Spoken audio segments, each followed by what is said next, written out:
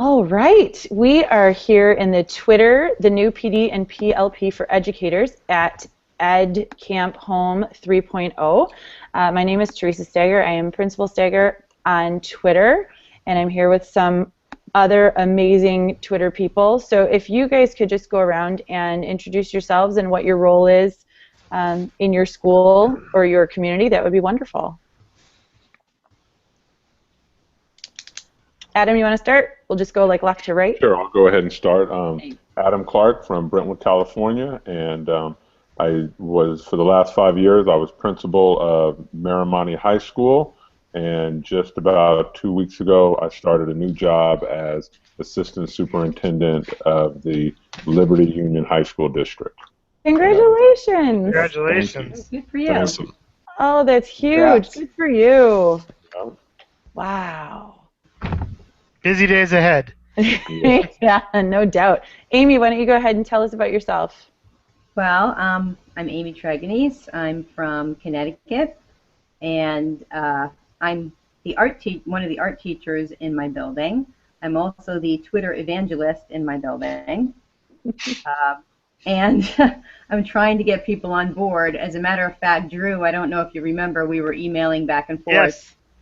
Yes, and I finally had to email Drew back and say, they're not ready for this. We're going to have to just wait on this. But see, we get our Google Hangout anyway, so.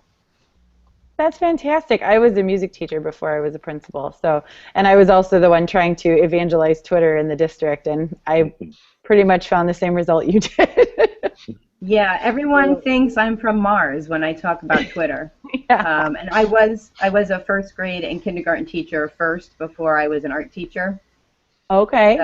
So I kind of understand, those roles too, but those roles has certainly changed since I taught those grades.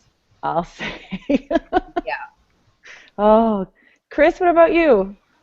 I am a technology coordinator and coach at an elementary school in Georgia, and I am also the Twitter evangelist in my building, so I very much sympathize with Amy, and I'm getting some people on board. In fact, I've got a couple of other evangelists on board because they're tired of hearing from me, so I'm now going to be like not as pushy and let the other people be pushy, so I'm going to be the laid-back Twitter evangelist now.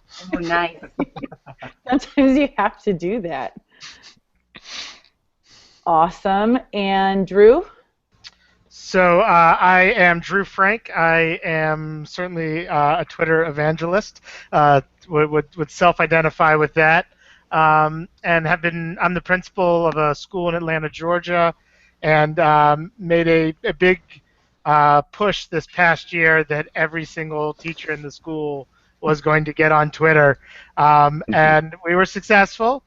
Certainly, I would say to those of you who are feeling the resistance, it's clearly a long-term process, and I have 3 teachers who are actually doing EdcampHOME tonight, thanks to them getting involved in loving PLNs and loving their own PLN, and every evening when I go on to who knows whatever chat that is on when I'm perusing, I run into my teachers, which is really just an unbelievable experience. Wow. And it's not everybody, but whereas it started with me and one other, it's now 9 or 10 who are there, and years forward it'll be more than that. Awesome. Good for you. So, exciting. And Nate? I'm principal in Sauk Rapids, Minnesota, a middle school principal.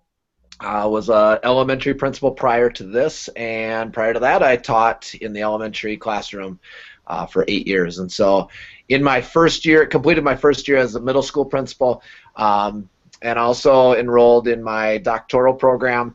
And my dissertation is actually on Twitter and how Twitter is changing the professional development of principalship, basically.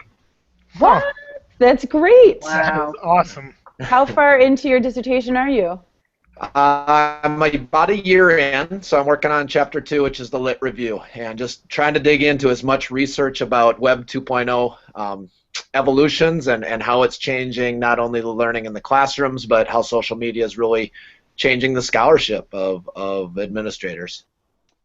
just I don't I know he's sharing, but I'm also in a doctoral program, and I'm starting a proposal to do my dissertation on Twitter and online staff development. So That's awesome. I'm definitely gonna be sending you something there. So, Absolutely, I'd love to.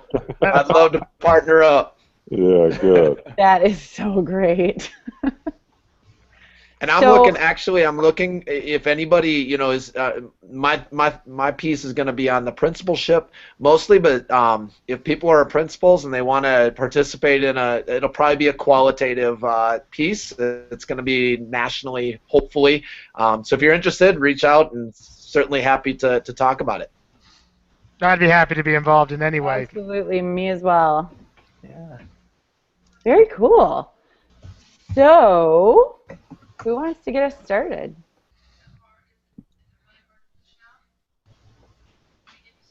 Really? Nobody? Well, okay, sorry. All right, I'll play. So, okay, so professional development on Twitter.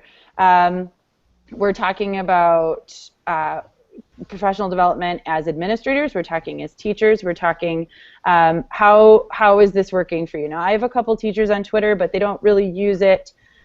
They kind of use it for the branding of the school at this point, sharing information with parents and just showing what we're doing and who we are. So they're not quite on the learning side of it, but I guess I'll share my story first. I jumped on Twitter as a music teacher, 5 or 6 years ago, and learned so many things it was ridiculous. And so, I became the Twitter evangelist and started telling people how there's all these great, there are all these people and they have these assignments and these cool projects and you can learn all this stuff and it's free and they'll give it to you and they'll talk to you and they'll help you through it, and they look at you like you have 12 eyes and 4 heads, and so you kind of move past that. But as a, whatever, you get used to that look after a while.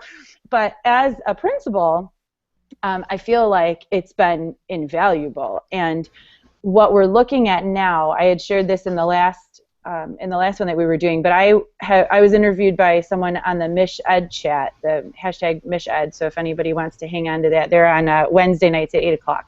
But we had done an interview at our last tech conference, and he asked me about Twitter and professional development and what that looked like and what we thought you could use it for, because what you don't want to do is sit a teacher in front of a computer and turn on Twitter and go, okay, good luck, right? So, I mean, how long did it take you before you had followers, before you had people who were having conversations with you? It's not an immediate thing, and I think that that's where the confusion and sometimes the trouble lies, is that it's not immediate, and it won't be. So what is the best way to have your teachers or yourself jump in and use this for professional development? My first thought is if you're going to have a teacher, go ahead and put them in front of a computer and go to tweet chat or just Twitter and type in a hashtag. That might work for them. For me, it was Muse Ed Chat when I was teaching, because that was the music education chat. Now it's Principal Cast, or it's Admin Chat, or Ed Admin, or whatever it is that we're watching, because you don't have to respond to those. These are all things that you can just learn from without feeling like you're putting yourself out there and waiting for an answer when you don't have a PLN yet. Right. So, and I felt that way, especially when I first responded to someone. I just thought, oh my God, I'm putting myself out there. I'm asking someone a question. What are they going to say? And of course, they answered my question. right. But I was just so on pins and needles thinking, oh my gosh, I don't know these people. Like, what are they going to think of me? Are they going to think I'm a moron? Right. So I actually think so. So my whole thing, and I think it's been somewhat, my project this year has been really what I wrote about, and my blog is all on this, was that about moving beyond connected, but really connecting. So before I even put the teacher in front of the hashtag, is if I can send my kindergarten teacher 3 amazing kindergarten ideas that I've come across that they implement, all of a sudden they're like, well, where did these come from? Because the fact that you think it's a great idea as a K through 8 principal who used to teach middle school math, you may be missing great ideas that I would really know are fabulous. So how do I say, well, then why don't you follow these 4 teachers who I got this stuff from? So that's what I said. It's really, for me, it's moving beyond connected to connecting. And I think that's what has stoked the fires of these teachers, that if you can personally know your teachers, then you can try to personally make dates or relationships with people that are going to speak to them, which is going to help light the fire for them to want and sort of be more curious. You know, one thing that I did was, not only did I have my own personal account, but I also ran the school account. And so I started sharing out different blogs or different articles that touched upon just things that were taking place at school. I mean, whether it was stuff coming up about SATs, or whether it was things about athletics, or all sorts of things like that. And then I started sharing pictures of things that students were doing on campus. And so I started to build a following of students, of parents, and then lastly, the teachers started kind of getting on board. And it got to a point where I would get articles on Twitter, and instead of retweeting them, I would have to do the email, and I would have to email them out to the whole staff and things like that. And so it really created a following where people became really dependent on it. And when I made the announcement that I was leaving the high school, I had several kids come up to me in a panic and go, "Well, Mr. Clark, who's going to manage the Twitter feed now?" and so I mean, that is just more evidence to me how reliant our society and education that we've come on this. And one thing with myself, even with all the hours of the day that I put into working and doing these types of things, I just started spending, at least an hour and a half every night just participating in chats and reading blogs and all these types of things. And so I wanted to sort of turn my teachers onto that feeling of constant professional development in whatever environment was comfortable. So that's something that I just want to continue to explore, and to find out what other people are doing and seeing if that experience is consistent throughout. So our goal in creating the grade level hashtags was to alleviate Miss Smith feeling responsible for tweeting for kindergarten. We don't actually have a Miss Smith, but any teacher in the building who saw a kindergartner engaged in something cute or doing a fun activity or overheard something could take a picture or could tweet out to hashtag Davis K. And if it was a kindergarten and second grade book buddy, they do hashtag Davis K and Davis 2. So my wife, using Hootsuite, follows hashtag Davis 2 and hashtag Davis K. And so it became this amazing parent communication piece, and parents started engaging with the teachers. We've done it for a number of years when we were out of town on trips, but parents are as interested on a Tuesday as when you're in Washington, D.C., and it really created just an amazing way of documenting the year, and also bringing the parents into the classroom. But because Davis K belonged to everybody, it wasn't the kindergarten's responsibility alone. It was nice. That's nice. We started doing something like that with my classrooms. Any of the teachers who wanted to created one for their classroom, and then we put a widget up on their website.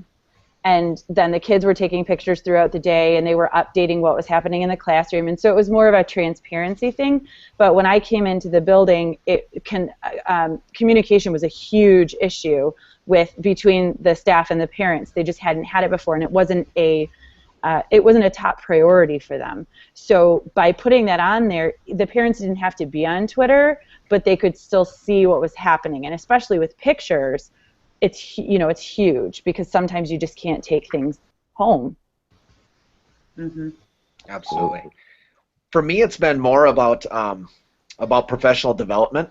For me, it's we haven't used it. We haven't gone as far in our building and in our district to use it to communicate within or to share our story yet or our message. Although our district has a Twitter feed, but for me, it's been mostly the professional development in my pocket. So anytime I need, I have an extra moment, I pull out my phone and I'm following my feeds or I'm following whoever's tweeting out there. And the whole idea of being able to tweet to the leading thinkers in whatever field that you want to tweet to and have a real conversation in real time to them is pretty powerful. To tweet out to Grant Wiggins and actually have a conversation with Grant Wiggins is never before been able to be done, at our level. And so we've started doing some things just to share that expertise is out there, and done things like a tweet of the week and the weekly update, so teachers can just start to lurk and just start to follow different people who are really the experts in the field or whatever they're interested in.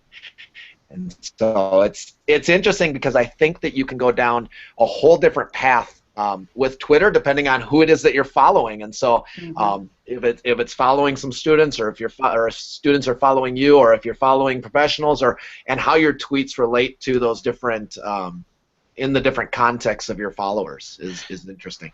And one idea that I love that I've kind of heard from all of you is that showing teachers the power of Twitter through the school story or through your own personal story, showing them that picture, showing them what it can do.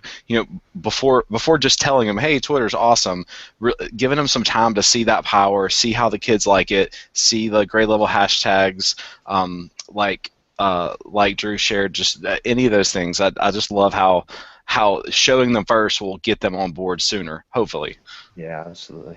I also will build on what both of y'all said. One of the interesting things, not only that we can, talk to Grant, but that we have access to pick the minds of these great leaders on their behalf. So when my 5th grade teacher has a question about how to make current events more exciting, as opposed to a Google search, they tweet it out, I hit it with a retweet to my followers, and all of a sudden educators around the country, thanks to retweets, are responding to my 5th grade teacher who's taught 2 or 3 years, but now all of a sudden he's got hundreds of years of access and teaching at his fingertips. So I think it's amazing. I think there is a radical sharing that exists on Twitter in the educational world that goes beyond the proprietary, this is my school, and certainly in a private school, there's the competition worry, but I don't feel that so much in Twitter. It's all about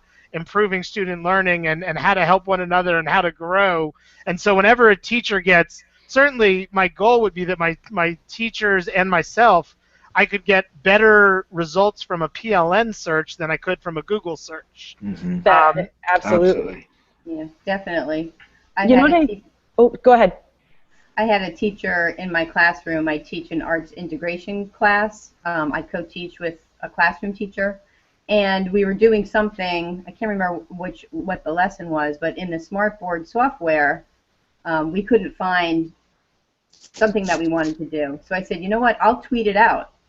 So I tweeted out my question, and I put the right hashtag, and I put a couple of people's handles in there who I thought might know the answer. And within like 10 minutes, we had the answer, and she was like, how did you do that? I'm like, well, I knew the right hashtag and this and that. She's like, I can't believe you found the answer to that question like so fast from somebody, I can't remember where she was, somewhere in the Midwest, and we're in Connecticut. I said, that's the power of Twitter, is that I can, now that I have a PLN, I can actually ask people questions and actually get an answer that I can use. Yeah. I think I'm sorry, go ahead. Go ahead, Teresa. I think one of the biggest things that happen all the time on Twitter that we kind of overlook, that because it's just something that we do, but it's a huge tool for showing the power of Twitter and what the reach is when you put something on that says, hey, I'm showing my teachers this tool, can you retweet this if you see it? Mm-hmm. And because they come through all the time, and you send it along, but then when you go back and you look in your notifications and you see how many people have seen this, how many people have retweeted it, and you go, okay, now look at this, and if this were a real message or a real question, look how many people can see it in the 4 minutes since I've sent this out. it's something that we do all the time, but I think it's really powerful. Mm-hmm. And I think there's something to be said for the relationship, even within a Google Hangout, the social media concept of PLNs and building connections with like-minded souls and being able to connect across the country and across the world and be able to do that and to put out your question, Amy, and to be able to get an answer. Really that open media source is just so powerful. One thing that I was curious about was, so we have late start Wednesdays every Wednesday, and I wanted to try to find a way whereas teachers could, participate in some sort of online, whether it be a chat or whether it be some sort of session that would take place that would actually count as professional development. I mean, so often, I also did a lot of work implementing PLCs before sort of this tech revolution took over me. But a lot of them in PLCs, we're looking at common assessments, we're looking at student data and things like that. I wanted to find a way to implement really building a PLN and bringing those online tools and resources into that type of meeting and get that to be an area where those conversations and those things start taking place, and as the administrator of the school or as a district, that it could be recognized and sort of legitimized instead of, oh, they're just playing around on Facebook or on Twitter or something like that, because I really see the value in it, and so I want to be able to really legitimize this process. I love that idea. While you're talking about using this in place of other things and legitimizing the process. We talked about this in the last one that we were in too. So one of the questions I was asked was, okay, so now you're going to have your teachers you're going to flip your classroom, you're going to flip your staff meetings, you're going to, use Twitter, you're going to have them do whatever. So how is that documented? How do you use that? I mean, what is the standard now that we use? Because like in Michigan, we have to have hours for professional development. But someone had just tweeted not very long ago that 15 minutes on Twitter is, I think somebody said in a book, like 15 minutes on Twitter is like reading 100 books or something. I mean, something ridiculous, but it's like, it's like trying to drink out of a fire hose, And so how do you count that? How does this new idea of Twitter in professional development and professional learning communities, how do we legitimize this with the state standards or the qualifications we have to have? Well, that's what the dissertation is going to be about, hopefully. Nice. Very cool. So what you're saying is come back for Edcamp 5 and you'll just share with us. There you go. Yes. I expect a full report from the two of you. You hit the nail on the head. I mean, that's the big thing. But you know what? How many times have I walked into an English meeting and the English teachers are debating a certain novel or something, or a piece of writing or something, and that's not documented, and at the end of the meeting, everyone walks away sort of frustrated and nothing's done. I mean, that happens all the time, and so I just think so much more could happen by having a discussion and sharing a blog, and hey, this is someone I follow on Twitter, or kind of like let you guys do on the Principal Cast, of bringing someone to follow to a meeting, or just for 15 or 20 minutes. I mean, I think there has to be a way that we can implement that into our professional development and into our meetings. I'll share a story of how I did something like that this year. We do regular professional learning that's kind of technology focused once a month, and we do it broken out by grade levels. And so for the kindergarten one, I took about 15 minutes and said, all right, I'm going to show you somebody named Matt B. Gomez. I follow him on Twitter. Here's his blog. Look at all these awesome things he shares. If you only want to follow his blog and don't join Twitter, no problem. But if you do want to join, this is one guy that you can follow that has a ton of great ideas. And I think they were flabbergasted. They were like, you mean he doesn't charge for this? I'm like, no. He does it because he wants to share, and he wants his work to grow your work and help kindergartners everywhere. And so I think that was a good kind of short way to just bring that one awesome person that really was, right, their kind of person. Yeah, Right. and I mean, way to get the rock star too, you know? I mean, he's so good with stuff like that. That's definitely the person to pull in to talk to your kindergarten teachers. For sure. Yeah. Someone had said to me, well, I can just go on Teachers Pay Teachers and I can buy all the stuff that I want. I said, but you can go on Twitter and they'll give it to you for free. And they'll tell you No, how they to won't. use it, Yes, they and they'll will. give you the tips that they had, and they'll give you what worked and what didn't, and Right. full-on conversation about it. I mean, it's just such a different world. And as an administrator, and I know as a music teacher, I don't know what things would have looked like for me had I not had this resource. Because I mean, my entire thought process, my entire leadership training, I feel, although I have a master's degree in administration, I feel like I learned everything from my PLN. Absolutely. How did you develop your PLN? I'm interested to hear how different PLNs were established. Those of you who have them, and kind of how they came to be. I jumped on hashtags. When I was first looking to go into administration, I was following the practical principles. I was following Melinda Miller and Scott Elias, and I was watching them all the time, and I would follow Melinda's Twitter feed and pick up people that she was talking to, and then if she was on hashtags, I would follow her hashtags and just go there and just start grabbing people, and then you just have to start having conversations, because until you start asking questions and stepping out there and doing the one-on-one, you're just going to be a floating, tweeter, for lack of a better word.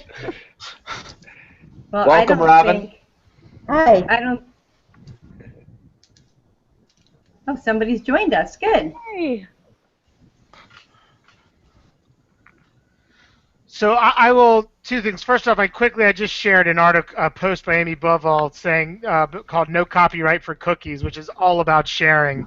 I've actually shared that article in workshops with parents and grandparents this past year on Twitter and social media. I think it frames everything very beautifully about how her mother used to make more than 12 cookies because cookies were sweeter if she was sharing them with someone else. And that's really the world of Twitter, that we can make everyone better by sharing back and forth. This is a beautiful analogy. She writes it beautiful, and she herself is just a very creative, amazing educator.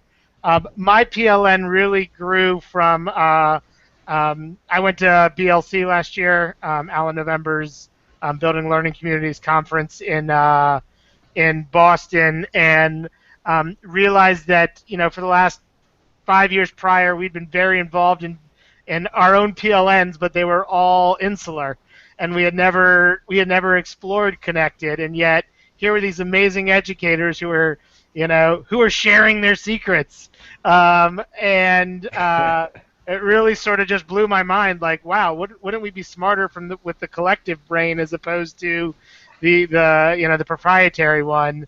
And so actually the conference hashtag was like a huge wake-up call to people sharing amazing blogs and amazing resources, and I basically followed everyone who had tweeted to BLC 14, and before I knew it, I was like, oh, they're talking on this COL chat or CP chat, or like the first time I was on Culture of Learning chat, I thought it was Colorado chat. Me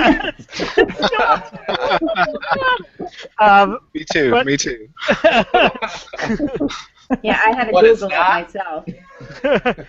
But you know what? I mean, because everyone's so open and so willing to learn, before I knew it, it just spawned larger and larger. We now, luckily, I was on a random, in December, one sort of over break, I was on a New Jersey Ed chat, and a bunch of teachers were talking, as they do at the end of the year, about resolutions for the new year. And everyone said they wanted to make sure they blogged once a month or something of that nature, and we created a hashtag there called Blog a Month.